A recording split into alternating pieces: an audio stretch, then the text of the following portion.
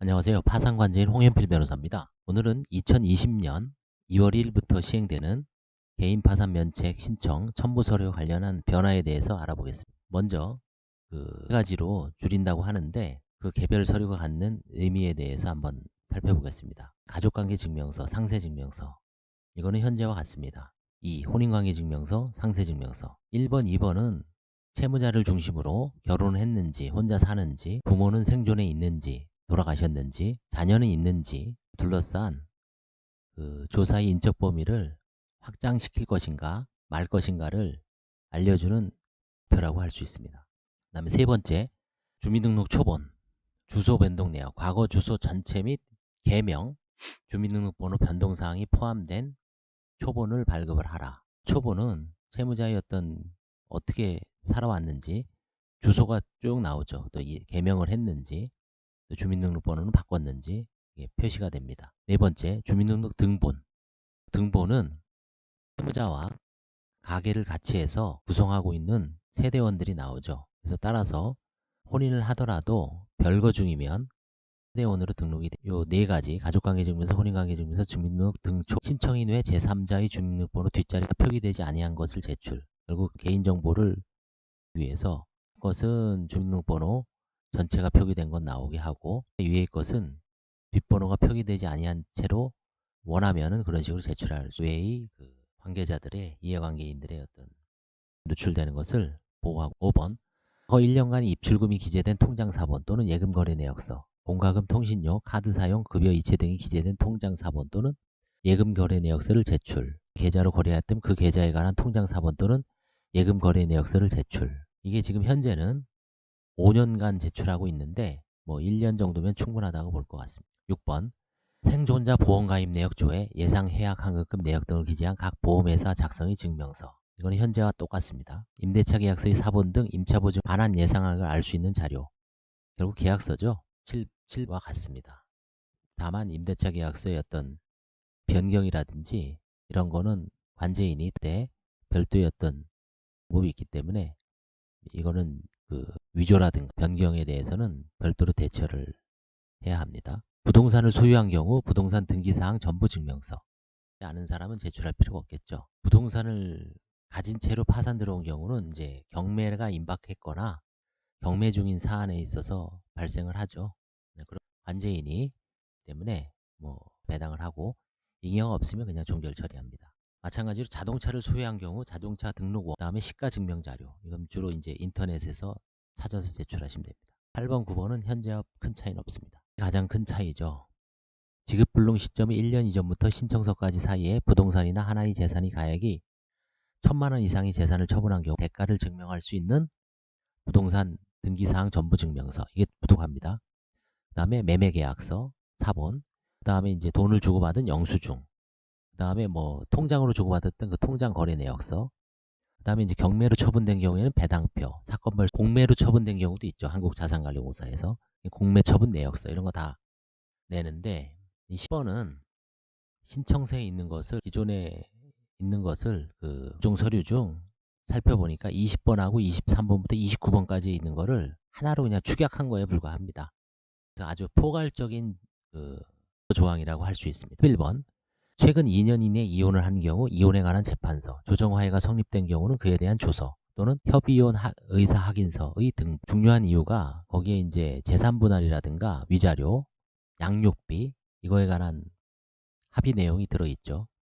협의혼에도 요즘은 들어가 있죠. 그런 게. 2번, 수입에 관한 자료, 자영업자는 당연히 종합소득세 확정신고서 2년치 정도만 내면 될 것 같습니다. 급여 수입이 있는 경우에는 급여 증명서, 최근 다음에 이제 원천징수, 근로소득세 원천징수 영수증 4번, 연금 수입자는 수급증명서, 보호 대상자에는 수급증명서, 생활보호 대상자는 기초생활수급자, 주거급여, 좀 한정적으로 급여 보호를 받으신 증명서를 제출하면 됩니다.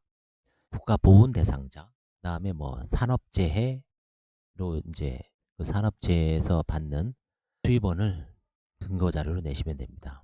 12번도 기존에 있는데 이거는 이제 관제인 최초의 제출 자료로서 이제 현재부터 과거 5년간 모든 세목이 포함되도록 표시하여 발급하고 전국 단위로 발급하라. 과거에는 이제 무관할 세목별 과세증명서라고 했죠. 근데 지금은 무관할이라고 그 표시가 뜨지 않더라고요. 결국은 이제 전국 단위로 발급을 하면 다 나오게 돼 있습니다. 다만 과거에는 이게 10년치를 띄었는데 좀 범위를 줄여서 10년치 정도 5년으로 한정을 했습니다. 이번은 뭐 개인 영업을 경영한 경험이 있는 개인 사업자가 세무서에 가면 8가지 사실증명을 띄워줍니다.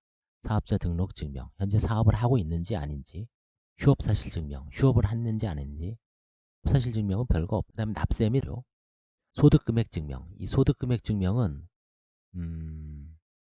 또 나오고 근로소득자도 나오죠. 근데 아까 그 근로소득자 같은 경우에는 12번에서 근로소득 원천 징수 때문에 특별하게 없는 것 같습니다. 부가가치세 과세 표준 증명. 부가가치세 과세 표준 증명. 그 다음에 부가가치세 면세사업자 수익금액 표준 재무지표 증명. 8가지 사실 증명. 사실은 이거는 그냥 모든 사람한테 개인 영업을 든지 뭐 안 했든지 이걸 내주는 게 사실 좋습니다. 왜냐하면 노숙자라든가 뭐 특별한 그 활동을 하지 않는 분들도 이걸 내줌으로써 오히려 그 진술 자체 바로 신빙성이 드러나기 때문에 개인 영업을 경영한 경험이 있는 경우, 근데 나는 개인 영업한 적이 없다라고 해서 수사번을 좀 안 받는 거는 좀 문제가 될 수가 있습니다. 이거는 좀 개인 영업을 경영한 경험이 있는 경우로 한정하면은 좀 약간 좀 잘못된 거 있을 수도 있습니다. 이것 관련해서 이제 신설된 것은 11번 이용 관련 서류는 신설을 했습니다. 물론 과거에도 필요시 관제인 조사를 하기는 했으나 의무 제출은 최초입니다. 12번은 이제 아까 이죠. 진술서에 수입을 기재하도록 하면서 소명서들을 첨부하도록 하였는데 관제인 제출 서류에 공식적으로 편입해서 신설한 겁니다. 10번도 마찬가지죠. 10번 파산 신청 시까지 재산 처분 내역. 분명히 앞에 있었죠. 예전 신청서 쓸 때 앞에서는 그게 있었죠. 23, 24, 25, 26, 27, 28, 29. 거기에 관한 통장, 뭐 대가 증명, 매매 계약서. 이게 쭉 산별적으로 돼 있었는데 그걸 다 있는 사람, 그런 경험이 있는 사람들은 한정적이기 때문에 23번부터 29번, 20번 떼고 10번으로 통일을 했습니다. 그것은 무엇이냐? 수를 세보니까 한 13개 정도가 없어졌습니다. 부모의 주민등록 초본, 사망시 말소자 초본, 배우자, 자녀의 주민등록. 이거는 결국은 이제 면 경우가 대부분입니다. 조사 많지. 무관할 세목별 과세증명서는 축소했죠. 5년으로 축소했습니다. 부모의 무관할 세목별 과세증명서 3년, 배우자 3년, 자녀 3년 띄어둔 거 이거 다. 그 다음에 부모, 배우자, 지적전산 자료 조회. 지적전산 자료 조회는 필요한 것 아니냐는 의견가 완벽하게 되고 세목별 과세증명서에 나타난 것만 봐도 충분하다는 어떤 그런 견해도 있기 때문에 부모, 배우자, 자녀 다 이상의 13개는 사실 꼭 필요한 사항에 대하여는 관제인이 알아서 조사를 하면서 제출받으면 됩니다. 지금도 29종에 들어있어 신청 대리인 좀 원성이 있었죠. 제 개인적으로도 아주 오히려 이것 조사에 집중하지 못하고 주의가 분산되는 측면이 시간적으로도 또 좀 많이 소모되는 측면이 있습니다. 그렇지만 이제 사라진 듯 보여도 관제인이 조사 범위에 포함시킬 수 있는 서류, 사실상 잔존된 서류가 있습니다. 8가지 정도가 있습니다. 2년간 부동산 등기부등본. 이거 과거에 19번인가 20번에 들어가 있었는데 뭐 없앴다 해도 지급불능 시점 1년부터 파산 신청 시까지 처분한 1,000만 원 이상의 재산 처분 내역을 조사하는 과정 속에서 당연히 뭐 관제인이 요구하면 부동산 등기부등본을 세무자의 과거 3년간 거주지 부동산 등기부등본 5천만 원에서 3천만 원을 줄어들었을 때 당연히 거주지 부동산 등기부등본을 요청할. 그다음에 채무자의 과거 5년간 금융거래 내역 이게 1년으로 축소됐죠. 현재부터 1년입니다. 근데 다만 10년 전에 아파트를 처분했는데 경매가 아닙니다. 아파트를 처분했는데 재산 처분 관련해서 조사를 하는데 돈을 통장을 통해서 주고받을 거액이니까 그러면 당연히 3년 전에 은행 거래 내역을 조사할 수 있습니다. 5년간 사업용 통장 거래 내역 당연히 이것도 그거 관련해서 뭐 자영업이니까 이제 뭐 권리금을 받거나 영업장을 조사를 할 수가 있죠. 이건 5년이 범위도 넘어서도 조사할 수 있는 거죠. 포괄적으로 지급불능 시점 1년 이전부터 현재까지니까 이게 지급불능 시점이 10년 전에 있는 분도 있고 뭐 최근에 닥친 분도 있고 범위가 되게 따라서 조사 범위가 뭐 10년이 될 수도 있습니다. 여전히. 그 다음에 임의 매각이 아닌 강제경매나 임의경매로 법원에 의해서 경매 처분된 경우는 경매배당표 수불내역서는 이제 조사할 수 있습니다. 이 근거 조항은 10번입니다. 거주지 매매계약서 4번 마찬가지입니다. 10번에서 조사할 가능성이 있습니다. 사업자 매매계약서 임대차 마찬가지로 10번에서 조사할 수 있습니다. 채무자의 과거 3년간 매매대금 및 임차보증처 사용처에 관한 자료 10번으로 다 몰아놨죠. 10번이 아주 포괄 근거 조항입니다. 요술방망이겠죠. 이제 입장에선. 전반적으로 줄어든 거에 대해서 한번 평가를 해보겠습니다. 오래전 폐업한 채무자, 노숙자처럼 유리걸식하면서 어렵게 살아온 채무자, 사실상 재산이 오래전에 처분된 채무자, 오래전 가족들과 뿔뿔이 흩어져 이혼하고 별거한 채무자들은 1번부터 9번까지 서류만 내고 관제인 검토하면 즉시 면책 가능할 것 같지만 단 예외가 있습니다. 상속이 문제입니다. 상속은 한번 점검을 해봐야 됩니다. 왜냐하면 상속, 즉 부모님 혹은 배우자, 사망정상속은 누구도 피해갈 수가 없죠. 우리나라는 지금 법정 상속주의죠. 187조에 의해서. 그래서 이제 3달 이내에 예외는 상속포기입니다. 대부분 상속포기를 하는 경우는 아주 드물죠. 그것도 3달 이내에. 대부분 한정승인.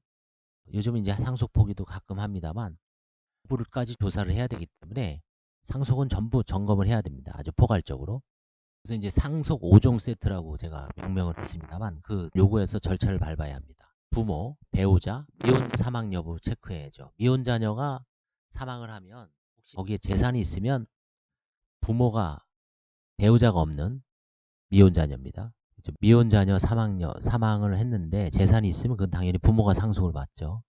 그 다음에 이제 재혼과 대습상속, 이중대습 등 어떤 요즘 특이한 어떤 상속도 많이 일어나기 때문에 부모의 어떤 부모 배우자 사망 일자를 체크를 해야 됩니다. 언제 돌아가셨습니까? 혹시 배우자는 지금 가족관계증명서를 보면 알 수 내지 빈칸으로 돼 있죠. 그러면 이제 사망한 겁니다. 언제 돌아가셨냐? 10년 전에 돌아가셨다. 20년 전에 돌아가셨다. 30년 전, 40년 전. 이제 90년대 이후 사망자는 말수자 초본, 주민등록 말수자 초본이 있습니다. 거기에 사망일자가 딱 나옵니다. 가족관계증명서에는 이상하게 안 나와요. 그게 행정청에서 사망 신고를 받을 때 바로 행정청에 신고하게 돼 있죠. 법원에 신고하는 게 아니죠. 그렇게 행정청이 가장 정확하죠. 들어올 때. 그걸 갖고 나중에 그 가족관계 등록 법원에 보내면 거기서는 사망 그 다음에 재적등본 90년대 이전 사망자는 재적등본으로 알 수 있습니다. 사망일자를 한문으로 막 나와 있죠. 그 다음에 부모 사망 당시 채무자가 지급불능 상태였는지를 체크해야 됩니다. 정상이었다면 부모님 돌아가실 때 나는 멀쩡하게 뭐 신용불 사업도 잘 되고 있었다. 그럼 사실은 협의 분할이 있었다 그래도 넘어갈 수는 있을 것 같지만 그렇다고 해서 상속을 완전히 패스할 수 없습니다. 미등기 상속 재산도 있습니다. 여전히 부모 명의로 남겨놓고 상속이 정리를 하지 않은 경우도 있기 때문에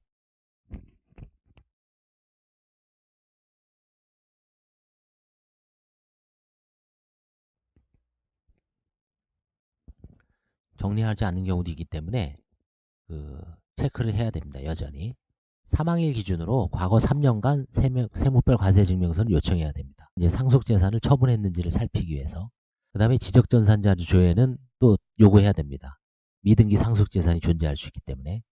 그 다음에 재산 처분 내역이 나오면 부동산 등기부등록도 당연히 요청하죠. 아니면 관제인이 직권으로 발급받는 것이 빠를 수가 있죠.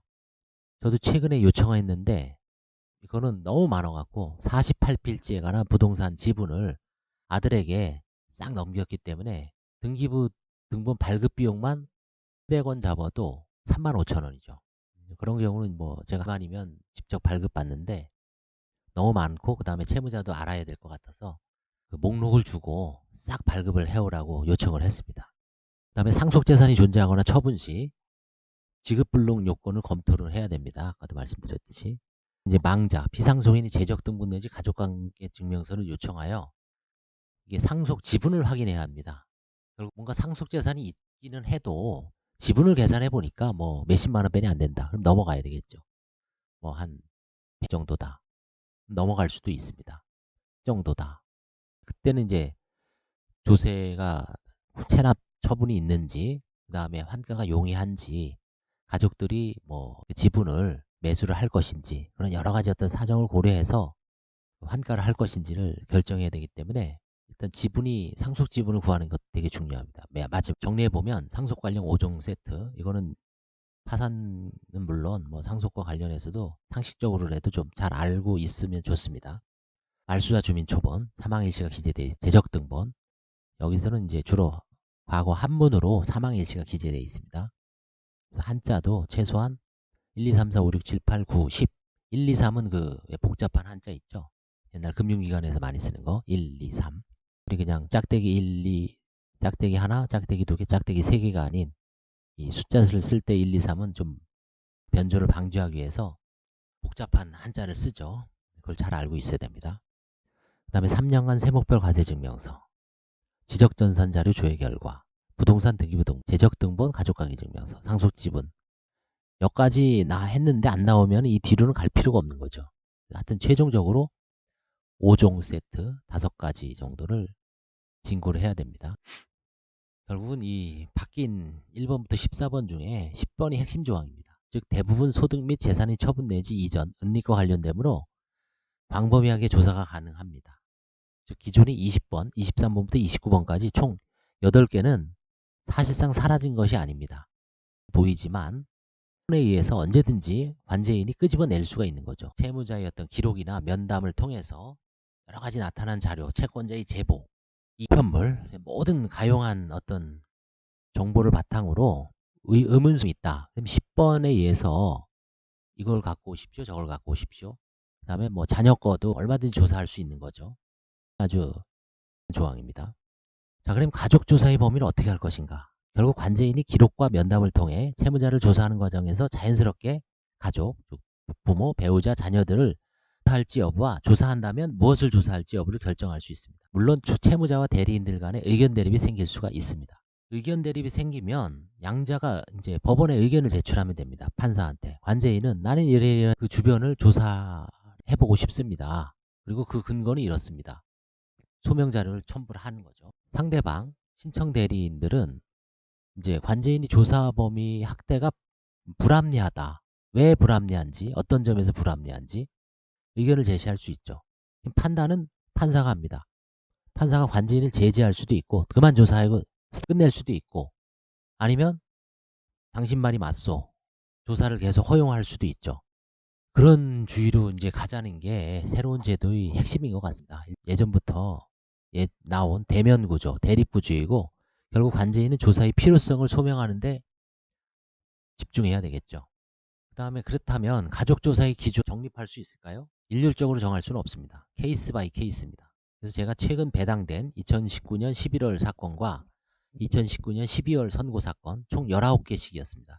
이걸 내 나름대로 뭐 조사를 하면서 시뮬레이션을 해봤습니다. 아, 이런 사건은 과연 만약에 지금 2020년 2월 1일 이후에 블라인드 된 상태로 만약에 부모, 배우자, 자녀들은 상태에서 과연 이거를 가족들을 조사할 것인가 말 것인가 이걸 한번 예상을 하면서 한번 작성을 해봤습니다. 정확하게 일치하지는 않죠. 이미 선입견이 생겨서 문제일 수는 있지만 그래도 나름 정립을 해봤습니다.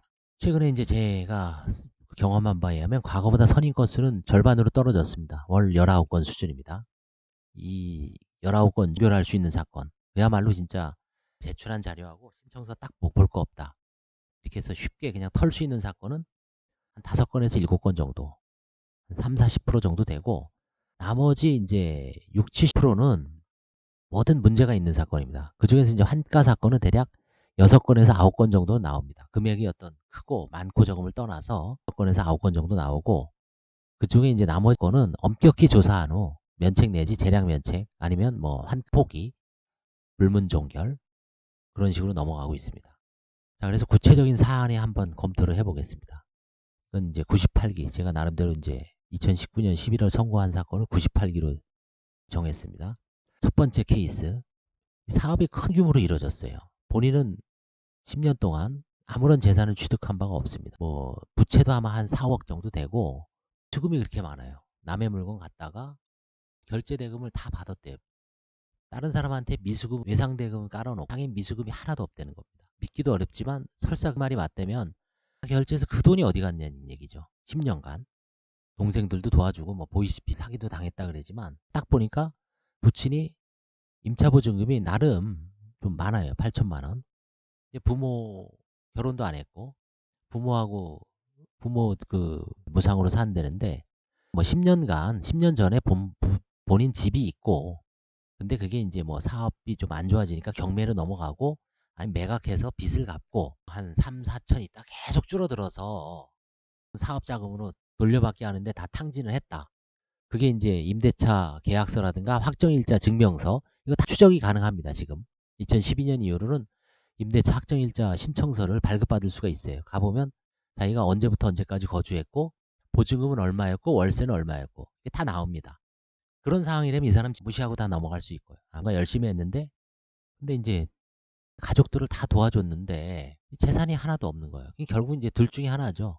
아버지 명의로 갖고 있는 8천만 원이 이 사람 말대로 부모님이 평생 모은 재산일 저는 이제 그 가능성이 좀 낭비를 하지 않았냐. 뭐 술, 여자, 혹은 도박 그 세 가지 중에 하나를 은폐하고 파산을 신청을 했는데 이게 이제 뭔가 재산, 사업, 소득, 약위가 안 맞다 보니까 이제 버린 거죠, 스텝이. 하여튼 이런 경우에는 결국은 입장에서는 부친의 그 8천만 원이라는 재산이 과연 평생 모은 재산인지 이 사람 돈이 들어갔는지 형성 경위를 조사할 필요가 있겠죠. 이런 거는 충분히 만약 향후에라도 뭐 블라인드로서 부모 재산이 안 들어오겠죠. 향후에 2020년 1일부터는 지금도 이 사람 거는 이제 들어왔지만 결국 계약서 하나 들어온 거죠. 돈 어디서 났냐고 이제 계좌를 요청한다든지 얼마든지 할 수 있죠. 그 다음에 이제 두 번째, 요건 때 저도 이주 가족법 교과서 같은 걸 찾아봐야 되는데 모친, 즉 장모가 이런 사망을 했어요. 배우자는 10년 전 사망했습니다. 배우자 이모가 장모님의 여동생, 언니인 것 같아요. 언니인 거. 미혼으로 자녀가 없어서 결국은 이모하고 외삼촌 최근에 사망을 했는데 그 와중에 결국은 채무자도 재혼을 하기 전입니다. 7분의 3, 큰아들이 7분의 2, 작은아들이 7분의 2. 대습상속을 받는다 그러죠. 배우자 대신해서 상속을 받은 거죠. 장모가 받았었는데 장모님이 20년 전에 돌아가시고 그 장모님을 대신해서 배우자 및 장모님 상속분은 배우자와 그 배우자의 그 형제들이 또 대습을 받겠죠. 이런 식으로 해서 하다 보니 지분이 분모가 440까지 나갑니다. 상속인들이 아마 수십 명일 거예요. 등기원이 어떻든 됩니다. 대습상속도. 대습상속이 아니라 그냥. 근데 이제 이미 그 당시에 뭐 한 몇 년 전부터 지급불능 상태였어요. 채권자들이 이제 경매가 걱정되죠. 그래서 이제 아들에게 6개월 후에 됐습니다. 이런 사안에서는 아직도 아들이 보유하고 있습니다. 그래서 이제 그 아들을 잘 설득을 해서 반환을 하든지 아니면 매각할 때 그 지분 금액을 파산재단에 편입하는 데 별 문제가 없습니다. 만약에 이런 비슷한 사안에서 자녀 내지 배우자가 상속받은 그 배우자가 이 재산을 처분했을 때 배우자의 재산 관계를 조사할 수 있을까요? 없을까요? 채무자 것만 조사하면 되는데 아들 및 배우자 걸 조사하느냐. 근데 이제 상속받은 재산을 처분을 했기 때문에 이런 경우는 얼마든지 여기서도 만약에 아들이 그 아버지 재산을 팔아서 뭐 본인이 보유하고 있거나 아니면 집을 사는데 지분이 얼마냐면 공시지가만 1억이에요. 시가는 아마 제가 보기에는 1억 한 2, 3천 정도 되지 않을까. 지역이 좀 저쪽 북쪽 지역이라서 잘 매각은 되지 않는데 최근에 땅값이 엄청 올랐죠. 그래서 이제 결국 그 아들이 그걸 팔아서 뭐 전세 자금을 한다든지 아니면 집 사는데 아들도 지금 30 넘으니까 결혼하는데 자금으로 뭐 됐다. 그럼 그 파산재단에서는 환수할 가능성이 높습니다. 조사를 해야 되겠죠. 그 다음에 이제 채무자의 진술에 의하더라도 배우자 보유 차량을 운행하는 경우 또 본인이 이제 사업상 쓰고 있고 그러니까 이런 경우는 이제 진술서라든가 관제 면담할 때 드러납니다. 그래서 이거는 이제 진술이 하더라도 이제 시인하는 그때 이제 배우자 재산을 혹시 차량 외에 그다음에 예금, 적금, 보험 이런 거를 조사할 수도 있죠. 채무자가 자녀 명의로 사업을 하는 상당한 의심이 드는 경우가 있습니다. 왜냐하면 해당 분야의 경험이 전혀 없어요. 대학 졸업과 동시에 사업자를 냅니다. 딸이었겠죠. 출산, 뭐 공이 있어요. 현재까지 자녀 명의로 사업을 잘 합니다. 자녀가 도와줄 수는 있겠죠. 격리나 회계 업무, 관리 업무. 근데 이게 이제 제조업체예요. 기술. 요즘 중국산 저가 제품에 밀린다고는 하지만 그래도 이제 단연간 어떤 기술과 그런 부분을 갑자기 대학 나온 25살짜리 할 수 있겠습니까? 그거 하면 뭐 다 성공하죠. 이런 부분은 당연히 딸의 재산이나 이런 그쪽으로 이제 은닉돼 있을 가능성도 있죠. 조사를 해야 되겠죠. 경을 스스로 신하는 경우가 많습니다. 사실은 그 정도로 여물지는 않죠. 채무자들이 뭐 항상 뭐 거짓말하고 뭐 근데 이제 결국은 소소한 재산을 그거를 지키려고 보험 계약을 뭐 살짝 변경하거나 그다음에 임대차 몇백만 원 아끼려고 변경을 하죠. 그다음에 이제 차량도 어떻게 해보려고 배우자 명의로 등록을 합니다. 이런 경우는 이제 대부분 쉽게 발견되었죠. 그동안은 알고서 시작을 하죠. 앞으로는 이제 일단 블라인드입니다. 모르는 상태에서 조사를 하는 거죠. 그래서 채무자가 입국 딱 넘어가는 담이 되게 중요하고 이 포인트 어떻게 조사를 할 것인지 뭐 기록도 남아있지 않으면 그 흔적. 그 다음에 이제 최선고 12월에 선고된 사건 중에서는 어떤 게 있었냐면 이건 이제 제가 내일부터 조사를 하는데 소득이 있어요. 배우자에게. 생활비 당연히 이제 애들도 많고 뭐 양육비 쪽으로 배우자 명의로 줘야 되겠죠. 이체되어 있습니다. 그것도 지급불능 이외에는 과도하게 현금화해요. 이상. 통상적이면 어떻습니까? 그냥 그 통장에 놓고 거기서 지출을 하죠. 본인 통장에서. 거기서 이제 뭐 그다음에 임대료 내고 휴대폰 요금 나가고 보험료 나가고. 근데 이제 본인은 이제 당연히 이제 영업자니까 본인 명의 통장으로 돈이 들어올 수밖에 없을 거예요. 근데 아마 신용불량자 언젠가부터는 이제 연체가 되고 있으니까 이제 두려운 거죠, 이게. 잽싸게 혹시 압류되면 다 하나도 한 푼도 못 찾지 않습니까? 그러니까 이제 돈 될 때마다 50만 원, 100만 원, 목돈 될 때마다 20만 원 이상일 땐 다 그 사람이 처음에 누군가 했는데 나중에 보니까 배우자더라고요. 그래서 이제 이분이 2017년, 18년 소득이 꽤 많아요. 한 소득이 한 4, 5대 맞춰 이제 부동산을 취득을 합니다. 혹시 연관성이 있지 않을까? 이런 경우에는 결국은 이제 배우자하고 그 자녀 이제 조사를 해야 되겠죠. 여기서는 이제 배우자 거는 흔적이 남았죠. 통장에 이름이 찍히니까. 근데 모친은 지금 현행 제도에서는 모친 세목별 가자증명서가 드러났기 때문에 이분이 2017년에 어디 경기도 어디서 부동산 어머니가 뭐 해서 취득했. 앞으로 이런 거는 이제 깜깜이죠. 모친이 취득했는지 안 했는지는 알 수가 없죠. 생존 중이 넘어갈 수밖에 없죠. 또 그 넘어가는 게 뭐 제가 보니까 한 90% 이상은 또 맞는 경우도 있고 채무자가 진짜 은닉을 해놨다. 그러면 그거는 이제 어떤 식이든 뭐 흔적을 남길 수도 있죠. 흔적을 남기는 경우가 좀 있습니다. 그리고 또 이제 완벽한 게 없죠. 완벽한 거는. 어차피 파산 면책 제도가 채무자를 빨리 조사해서 특별한 문제가 없으면 빨리빨리 면책을 해주라는 거죠. 그 중에서 아주 특이한 거가 있고, 특이한 사항이 채권자 이의라든가 증거가 아주 완벽하게 소명되는 경우에는 얼마든지 할 수는 있지만 단순한 그냥 의심으로 저 사람 부모가 뭔가 있지 않을까라고 해서 이제 의심만으로는 안 되죠. 2번. 이혼한 전 배우자가 채무자 명의로 실내 인테리어 건축 사업을 하면서 채무가 증가했습니다. 이혼 재산 분할 제착 기간이 아직은 남아 있습니다. 2018년에 이혼했으니까 2020년 아직 안 됐죠. 제척 기간이 남아 있으므로 만약 전 배우자가 협조를 거부하면 사실조회까지 할 수 있죠. 이런 경우에는 일단은 채무자를 설득해서 전 배우자를 좀 설득해 오시오. 가져왔더니 별거 없습니다. 근데 이제 무슨 뭐 협조가 잘 안 돼요. 그 다음에 지금 잠적을 해서 알 수가 없습니다. 이러면 이제 그 사람 말을 믿느냐 안 믿느냐는 관제인의 판단인데 의심이 되면 의문이 나오면 사실조회를 할 수가 있죠. 관제인이 법원을 통해서 아니면 채무자 통해서 사실조회를 합니다. 근데 사실조회를 해보니까 배우자가 뭐 아파트를 하나 갖고 있어요. 아니면 땅이 있어. 그 부분은 환수가 가능하죠. 왜냐면 이 인테리어 건축 사업이 사실상 그 사람 건데 이혼을 해놓고 그 사람은 재산을 지키는 거 아닙니까? 그런 가장 이혼일 수도 있고 아니 진정한 이혼이지만 재산을 지키기 위한 이혼일 수도 있기 때문에 그런 경우에는 이제 환가 가능하고 면책 불허가도 가능하죠. 그런 경우에는. 3번 정심에도 배우자와 별거하는 사안, 주민 요구하는 거죠. 이런 경우에도 이제 협조 거부 시 사실조회를 통해서 재산 내역을 파악할 필요가 있습니다. 정식으로 이혼을 하지 않는데 별거하는 경우는 사실은 관계가 악화돼요. 따로따로 사는 경우가 거의 맞을 겁니다. 40% 이상. 의도적으로 파산을 앞두고 아니 파산 한 몇 년 전부터 준비해서 한번 사실조회를 통해서 재산 내역은 파악해 볼 필요가 있습니다. 혹시 모르니까.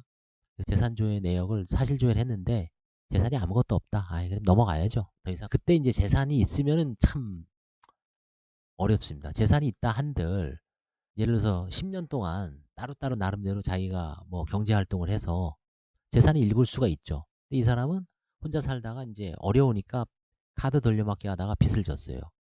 근데 아직까지 10년 동안 별건 했지만 배우자라는 이유만으로 재산분할 청구를 할 수 있을까요? 기여도가 있습니까? 문제죠. 별거가 사실이라면 넘어가겠죠. 넘어갈 수도 있습니다. 전망을 한번 보겠습니다. 상속조사는 현재와 큰 차이가 없습니다. 즉, 서류를 미리 받는가, 서류를 1차 조사 후 받는가의 차이에 불과합니다.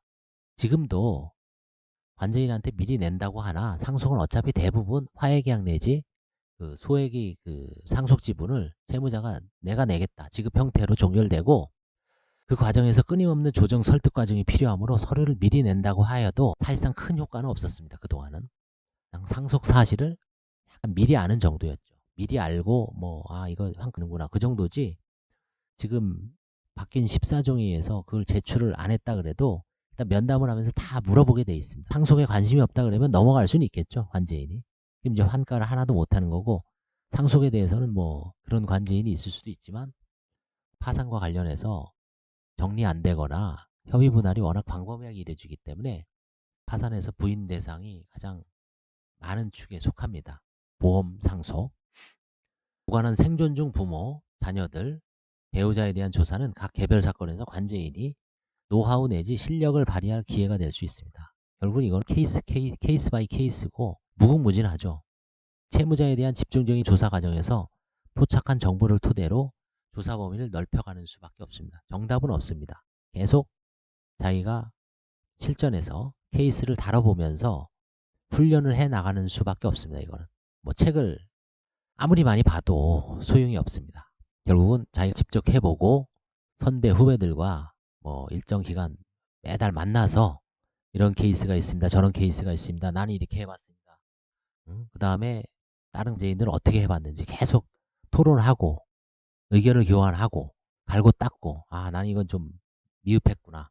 그래서 이제 를 키우는 수밖에 없습니다.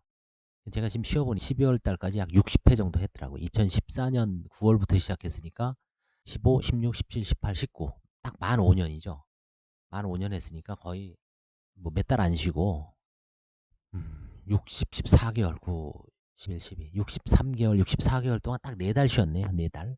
4달 안 하고 거의 60 했는데 세미나에서 이제 웬만한 개인 파산에서 의문시되는 논점은 거의 다 다뤘죠. 뭐 다음 달부터 2020년 2월부터 61회부터 다시 시작합니다.